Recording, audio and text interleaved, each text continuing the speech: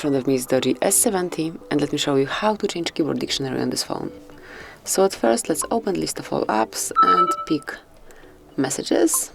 We need some area where we can enter the text, so new message will be perfect. As you can see, currently we are set up with English, so we can smoothly write with English letters. However, if you would like to change it, just open the settings, then reach System, which is located at the bottom of the list, and click on Languages and Input. Now go to Virtual Keyboard, pick Gboard, and select Languages.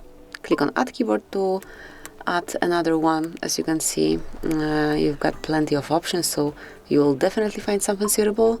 I will pick Hebrew, tap on Done. Now you can remove, if you want to, obviously English. If you would like to stay with both languages smoothly, don't remove English. And now let's open Messages, and as you can see, the keyboard language has been changed. So this is it. That will be all. That's how you can change keyboard language. Thank you for watching. Please subscribe our channel and leave the thumbs up.